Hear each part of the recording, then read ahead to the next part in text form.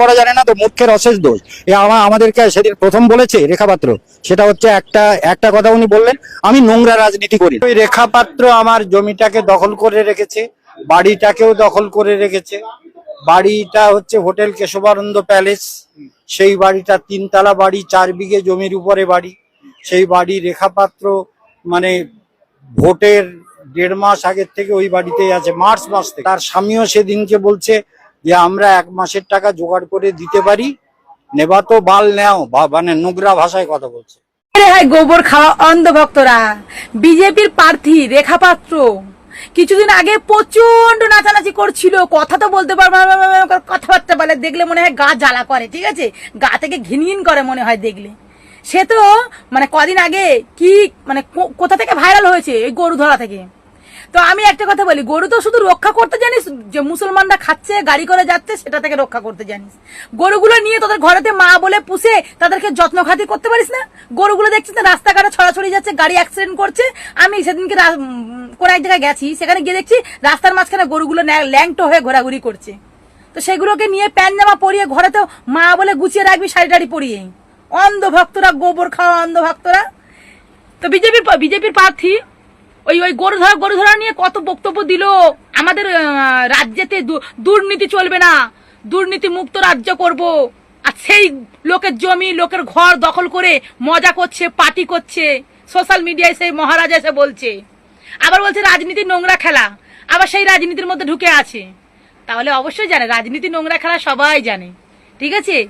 রাজনীতি ঠিকঠাক ভাবে করতে পারলে রাজনীতি খুব ভালো, আর রাজনীতি যদি না ঠিকঠাক করে করা যায়, দুর্নীতি করা যায়, তাহলে তো নোংরা খেলা হবেই, ঠিক আছে।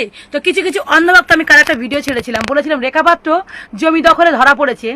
আমাকে কিছু অন্ধভক্ত বলছে রেট কত, হালালা করতে গিয়েছিলি, হালালা করছিলি রাত্রেবেলা, তখন মনে পড়েছে। তো তোদেরকে বলি, তোর মা মনে হয় তোকে হালালা করেই পয়দা করেছিল। আর রেটের কথা বলিস, রেট নিশ্চয়ই তোর মা জানে বেশি, তোর মা তোর বোন ভালো জানবে। কারণ কি বলতো, তুই তো সেই বেশ থাকার বললাম না, শান্তির ছেলে, বেশ্যা থাকার বললাম না, ঠিক আছে, তার বেটা, ঠিক আছে। সেই জন্যই তো তুই জানিস কার কত রেট, কে কত হালালা করে, বুঝেছিস। আমরা তো এই মানুষটার কাছ থেকে রেখা পাত্র তার 4 বিঘা জমির উপর বিশাল একটা বাংলো আছে, সেটাকে ভাড়া নিয়েছে এপ্রিল মাসে। তো এপ্রিল মে টাকা দিয়েছে, জুন জুলাই টাকা দেয়নি, 70,000 টাকা ভাড়া, 1,40,000 টাকা দেয়নি।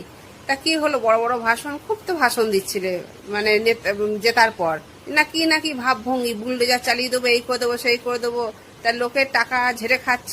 এখন কি হবে সেই বক্তৃতা? কথায় আছে না, যতটা গর্জায় ততটা বর্ষা না, তোমার অবস্থা সেই, খুব গর্জার ছিলে জেতার পর, কি ভাবভঙ্গি। এবার নিজের আসল রূপটা বেরিয়ে গেল 2 মাস 2.5 মাসের মধ্যেই। মানে ভাড়া নিয়ে রেখে দিয়েছো, টাকা দাও না। এদিকে ওখানে বেশ খাওয়া দাওয়া, ফুর্তি, আনন্দ, মজ মাস্তি ভালোই হচ্ছে, টাকা দেওয়ার বেলায় অষ্টরম্বা। সব বড় বড় লেকচার কম দিয়ে উনাকে টাকাটা দিন, মানুষ যা বোঝা নাহলে বুঝে যাবে, আর যা জানা জেনেও গেলাম, ঠিক আছে। সব বড় বড় ভাষণ একটু কম দিয়ে কাজগুলো ভালো করে করো, ডায়লগ শুধু মুখের মধ্যে। বিজেপি বিধায়িকা রেখা পাত্র 3 মাস ধরে বাড়ি ভাড়া দিচ্ছে না।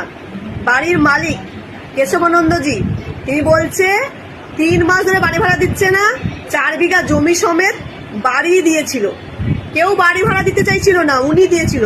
আর এখন উনি 3 মাস ধরে ভাড়া দিতে চাইছে না, তাই তিনি মিডিয়ার কাছে বলছে এবং মুখ্যমন্ত্রীর কাছে গিয়ে আর্জি জানাবে। বুঝতে পারছেন, তিনি বিধায়িকা অথচ 3 মাস ধরে ভাড়া দিতে চাইছে না। কি বলবেন ভক্তগণ, ইনি সেই বিখ্যাত বিধায়িকা যিনি কিনা গরুর জন্ম সার্টিফিকেট দেখতে চাইছিল। বুঝতে পারেন, সেই শিক্ষিতা মানে জ্ঞানবতী বিধায়িকা যিনি গরুর জন্ম সার্টিফিকেট দেখতে চেয়েছিল, তিনি আবার ভাড়া দিচ্ছে না, বাড়ি ভাড়া। কিছু বলবেন ভক্তগণ? এই বেশি বড় বড় কথা বলিস কি করে? বলছি তোদের যেটা প্রকল্প চালু করবে বলছে, ওই যে কি জানো একটা ভান্ডার, তো বলছি ওই ভান্ডারে তো 3,000 টাকা দিব বলেছে, তাহলে ওটা কোথা থেকে পাবে মোদি দাদু? কিরে রেখা, বলছি কোথা থেকে পাবে বল না, মোটি কালটি, বলছি যে কোথা থেকে পাবে ও? লক্ষ্মীর ভান্ডারের টাকাটা নয়, মমতা ব্যানার্জি তোর টাকা থেকে দিচ্ছে, তাহলে এবার বল যে মোদি সরকার, মোদি দাদু কোথা থেকে দেবে বলতে পারিস? বড় বড় লেকচার মারতে খুব ভালো পারিস। বলছি নেতৃত্বটা একটু ভালো করে দিলে না, তোকে সবাই একটু ভালো বলতো, কিন্তু তুই নেতৃত্ব দিতে পারিস না, এটা কিন্তু মানতেই হবে, ঠিক আছে। তুই যে একটা নেত্রী হয়েছিস, তো নেতৃত্বটা একটু ভালো করে দে। তুই যে আবল তাবল কথাগুলো বলছিস যে লক্ষ্মীর ভান্ডারের টাকা নাকি আমাদের থেকে মানে তোর থেকে নেওয়া হচ্ছে, বলছে আমাদেরই টাকা।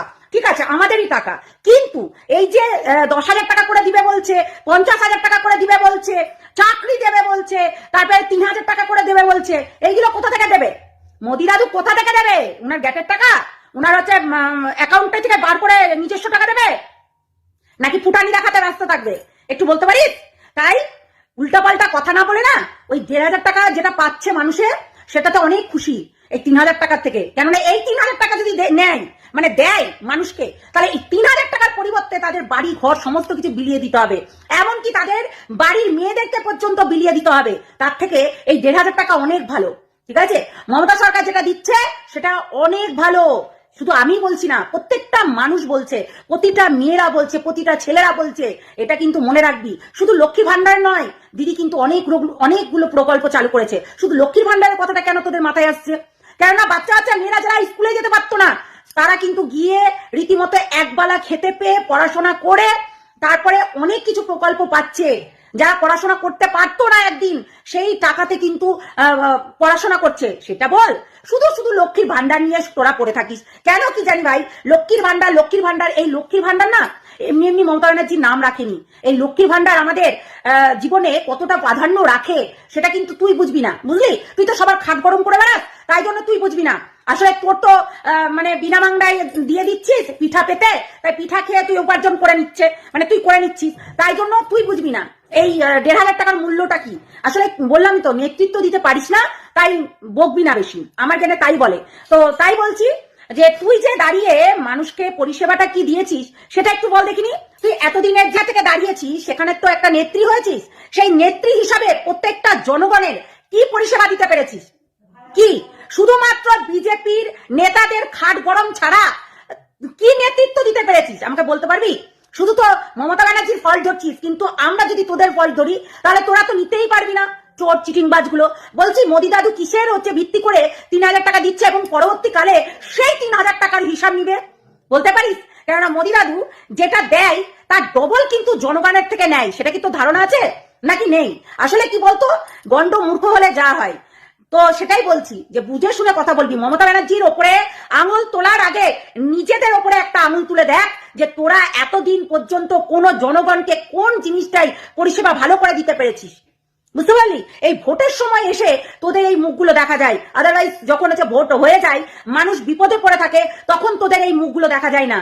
বুঝলি? এখন তোরা ভোট এসছে, এখন তোরা বিশাল প্রচার নিয়ে ব্যস্ত, যেটা হচ্ছে কিনা মমতা ব্যানার্জির বদনাম করতে হবে। কিন্তু আমার গেলে বলে না যে 1,500 টাকার পরিবর্তে আমাদেরকে অন্য কিছু দিতে হচ্ছে না, আর 3,000 টাকার পরিবর্তে আমাদেরকে অন্য কিছু দিতে হবে, যেটা বিহারে হচ্ছে, সেটা কিন্তু মনে রাখতে হবে। ঠিক আছে? তাই বুঝে শুনে কথা বলাটা ভালো। একটা নেত্রী